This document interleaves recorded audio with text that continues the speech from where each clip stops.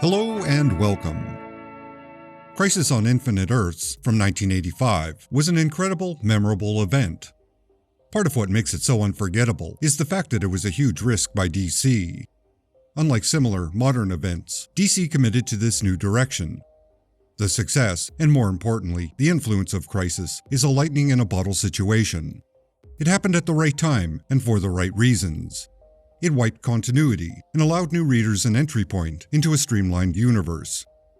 It's easy to argue that Crisis was a seminal event that had a huge impact on the industry. It's no surprise that before Crisis ended, DC began to prepare a sequel. This sequel, Legends, was published in 1986. However, that was not the sequel that was originally planned.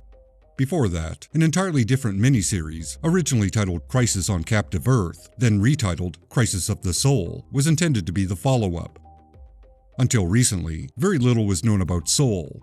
The only contemporary mention of it was from an editorial by Bob Greenberger in the first issue of Suicide Squad, but it was a throwaway line that included no detail. As for Captive Earth, again, the only mention is by Greenberger in Secret Origins No. 2. However, a brief explanation of Captive Earth is within Amazing Heroes Preview Special from the winter of 1986. Notably, Greenberger states this is not a sequel to Crisis, and it will debut in April of 1986. Some of the details in the series Bible, which was recently posted on Tom Brevoort's blog, are similar to the scant details found in this preview.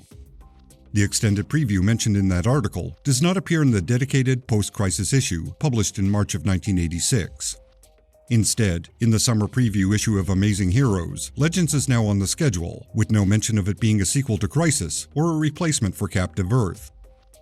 Despite this publicity and planning, Captive Earth, later known as Soul, was a project that disappeared into a deep pit of abandoned proposals, even though its plot had been worked out and it had a creative team ready to begin. So, what happened? Hi, this is Alan, the voice of Strange Brain Parts. Sorry for the interruption, but I'll make this as brief as possible. Please subscribe and support this channel on Patreon. Links are down below. Thank you. Now back to the video. With early sales information that Crisis was doing very well, DC publisher Jeanette Kahn held an editorial conference to solicit ideas for a sequel. According to Marv Wolfman, the writer of Crisis, who attended that session, not one editor had a pitch. Wolfman had an idea that Kahn liked, and she assigned it to the editor, Andy Helfer. For the record, Wolfman had spent years organizing and writing Crisis, so he needed a break. The same applied to the penciler, George Perez, both of whom produced Crisis and New Teen Titans at the same time. It's no shock neither of them wanted to continue at that pace for another year. Presumably, Helfer then assigned the project to associate editor, Robert Greenberger. Paul Levitz plotted the series, and the script was to be written by Len Wein, with pencils by Jerry Ordway and inks by Carl Kessel. According to Wolfman, his idea was not used at all, but it seems to have gotten the series moving forward. After that, a series Bible, which was a blueprint for the event and all the possible crossovers, was produced. The Bible contained the plot of a 12-issue maxi-series. Writers and editors were encouraged to contribute ideas for the various titles, so the event could be seamlessly integrated across the DC publishing lineup. While Infinite Earths was a cosmic, multiverse-spanning event, Crisis of the Soul was intended to be a focused, more personal battle between good and evil, taking place on Earth. That's likely why Greenberger stated in the preview that it wasn't a sequel to Infinite Earths. In reality, Soul was a follow-up, companion event that intended to capitalize on the popularity of Crisis. But for the sake of simplicity, it's easier to refer to it as a sequel. Briefly, a human infused with great power, known as the Corruptor, manipulates heroes into turning evil. There's a subplot about a supervillain prison being constructed, which leads to an all-out conflict between the good guys and the bad guys. Meanwhile, a political movement, with the intent to purify the United States and, no joke, make America great again, inspires a number of riots. Earth is in a state of chaos. This chaos is interpreted as an infection by an alien race, who isolate Earth from all contact. Obviously, after a number of challenges, the good guys win, and the Earth is saved. Plot-wise, it's fine. It might not leap off the page as a must-read story with a number of intriguing elements, but it's a decent start. After all, the end product would have gone through a number of alterations before a final script was created. But from the information available, it probably never got to a script stage. To give one a sense of how close this came to being realized, the series Bible was produced sometime in November of 1985. If the series was to be published in April of 1986, as indicated in the preview, that meant the comic had to be solicited in January of 1986. To maintain that publication date, the first script would need to be complete, and at the very least, a number of penciled pages ready at the time it was solicited.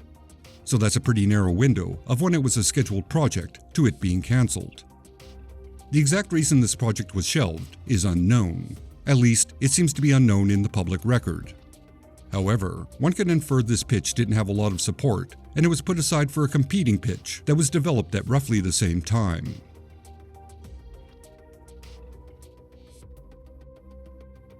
In 1985, the editor, Mike Gold, who was highly successful at First Comics, was lured back to DC. One of the first projects proposed to him by the senior editor, Dick Giordano, was a sequel to Crisis. Gold accepted the challenge, contacted the writer, John Ostrander, to plot the sequel, with Len Wein assigned to produce the actual script, and they began putting together the series that would become Legends. Briefly, Legends involved Darkseid betting the Phantom Stranger that he can turn Earth against its heroes. Public outrage is manufactured by Glorious Godfrey, which leads to a banning of all superhero activities by then-President Ronald Reagan. Of course, in the end, Darkseid loses. The miniseries established a new Justice League and a completely overhauled, modern iteration of the Suicide Squad. It also served as a launchpad for a new Flash series. According to Gold, he didn't know that another sequel was already being developed. Being new, one can speculate that Gold was intentionally kept out of the loop to see if he came up with something better than Crisis of the Soul. When he did, and when he got the artist, John Byrne, committed to the series, Soul was quietly filed away in favor of Legends. While Gold had no knowledge of the other project, Giordano and Wein most certainly did. That may be why certain elements of Legends are similar to Soul. Specifically, the scaled-down focus, with the action taking place on Earth, and the public outrage over superhero activities. Both are executed differently, but they are very similar in spirit. So it's not a stretch to suggest both Giordano and Wein proposed those elements to be included in Legends. Also, the intent of Legends was different than Soul. Soul left open the possibility of an evil, corrupt Aquaman returning at some point. As reported in back issue number 9, there was also a number of other changes in store. So, there would have been a fair amount of consequences to be explored once Soul concluded. From an editorial or publishing point of view, Legends was far more self-contained and focused, with no ongoing or dangling repercussions for the DC universe. As mentioned a moment ago, it primarily brought together a new Justice League. It was a project that was easier to coordinate, requiring a lot less involvement from other editors and writers. Ultimately, that may be why it was favored over Soul.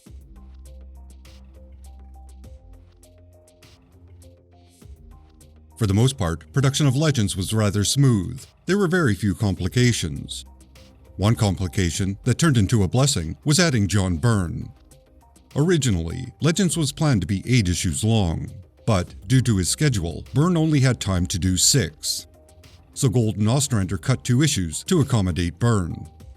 That said, it could be argued, a streamlined 6 issues made for a much better miniseries. The other complication was Wonder Woman. Originally, Superman's involvement was going to be minimal, and Wonder Woman was supposed to have a much larger role. Unfortunately, George Perez was overhauling that character, and she was completely unavailable. After some negotiating, Wonder Woman was allowed to briefly appear in the final issue. Although, that appearance didn't serve any story purpose. It's basically a glorified cameo. Fortunately, while working on Legends, Byrne was also revamping Superman.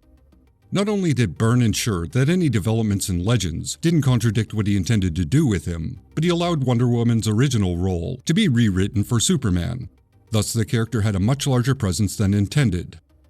It also made more sense that Superman would interact with the President rather than Wonder Woman. And, rather unintentionally, it tied into Superman's portrayal in The Dark Knight Returns. So there was a sense of continuity for the character.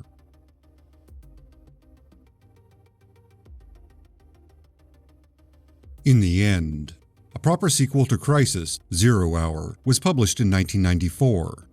This was intended to tighten up continuity a bit further, with an evil Hal Jordan, then known as Parallax, trying to remake the DC universe and undo the destruction of Coast City. But that's a messy, convoluted story for another time. Personally, I find it interesting to look back at major projects that were developed, got close to production, and then disappeared, with barely any indication they ever existed. In this case, there was, possibly, a few office politics in play, but no great conspiracy to ensure it was buried. After all, there are numerous pitches in comic book history that have come and gone without any documentation, and Crisis of the Soul is merely one such project. Reading between the lines, one could speculate no editor wanted to be the one to follow up Crisis and accidentally create a flatlining embarrassment like Secret Wars 2. But the publisher wanted a sequel, so it had to be done, regardless of any reservations.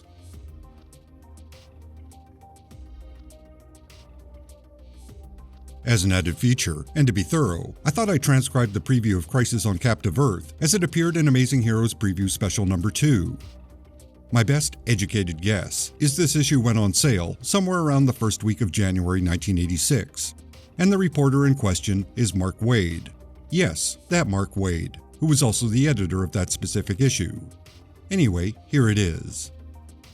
When the working title of the series was first announced, Amazing Heroes was quite skeptical, smelling another Secret Wars 2 in the offing. However, when we grilled editor Bob Greenberger about the reasons for such a series, well, take it, Bob. This project has absolutely nothing to do with Crisis on Infinite Earths. The crisis came to an end, we have a new DC universe, and its history. This is in no way a sequel. Having been involved editorially in last year's Crisis, I'm personally very interested in keeping this from resembling a sequel in any way, shape, or form. Premiering in April, it's a 12-issue maxi-series involving our characters, and that is the only similarity. Part of it is an attempt by DC to work within the framework of the new universe and establish some new elements to it that will be carried on within the mainline books. For example, we'll be introducing a media magnate of sorts who appreciates the fact that there are superheroes, but is somewhat suspicious and cautious of them because they all wear masks. He will play a major role, and after the series will be a part of our universe. Moreover, we'll be playing off of several elements of the DC universe that have changed as a result of Crisis. The Guardians, for instance, are pretty much out of the picture in early 1986, which will affect things on a cosmic scale. There are going to be a lot of Green Lanterns on Earth, which will have some impact on other superheroes. How else is it different? One of the things about Crisis was that the scope was so large. We had very little time and room for characterizations. This is more character-oriented, very consciously so. We want to examine our people, find out what makes them heroes and what keeps them heroes. There's an old adage that absolute power corrupts absolutely, so why haven't our characters been corrupted? And it's not just heroes we'll be dealing with. We're also talking about our villains here. Catwoman is going to have a fairly major role in this series. There will be some major DC characters affected in permanent ways. At the moment, we have targeted a handful of heroes and villains, but that number will grow as editors give us feedback. For an extensive, in-depth preview of this new series, which God willing will have a real name by then, check out Amazing Heroes number 91, the special post-Crisis issue. Ask for it by name. Thank you for watching. Thanks to all my fine supporters on Patreon and YouTube. Your ongoing support makes it possible for this channel to continue. I appreciate every single one of you. Please subscribe if you've not already. Leave a comment and a like. I try to keep ads and self-promotional bits like this to a minimum, so if you can, consider directly supporting this channel on Patreon. Extra special thanks to Green Man, Constant Disappointment Records, Jeff Nicholson, Sicken, Francis De La Cruz, Russell Bull, John Nyukes, Andrew Barton, Odin Ashcroft, Ruby St. Dennis, Phil Sagan, Edward Clayton Andrew, Corey Drew, Brian Deaton, Tom Granis, John Gaunt, James Graham, and Matt Marino. You're all justified and ancient.